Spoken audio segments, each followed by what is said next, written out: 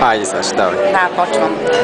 Искам да кажа колко много сме радостни, че в момента сме тук на завършването на бала на Денито.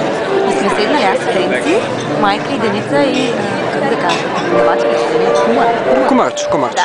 Айде, стига. Седнали от среща, току-що привърши официалната реч, как да кажа. Няма значение. Половината от програмата. Половината от програмата, свършихме салатката и аз помолих Венци току-що да го запиша и това, което говоря аз, трябваше да го каже той, обаче той отказва и заради това го казвам аз. Не, ти си, после съм аз. Така ли? Добре, пардон, извинявам се за което, да.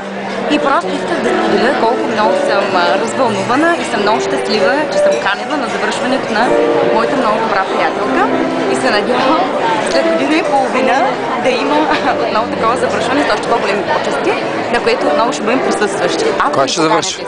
Кой ще завърши? Кой ще завърши след години? Това е след 5 години. Добре, след 5, пардон. Пак е грешката моя, не съм много добре запозната с американския тип образование. И долу-горе това е, което исках да кажа. Много съм развълнувана. След 5 дена ще бъде раздаването на дипломите или как е там? Да. Там ще бъде обаче през деня. Надявам се, ако имам да кажа нещо допълнително, ще го кажа и там. Това е, благодаря. Помисли си сега. Чакай сега да кажа нещо. Да. Виждаш ли?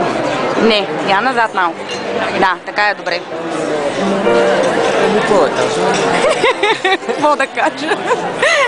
Какво да кажа? По-силно не се чува. Много сме горди. Да. И каквото аз искам да кажа, ще го кажа после. Боже. Искам да кажа, че Венци ме излъга.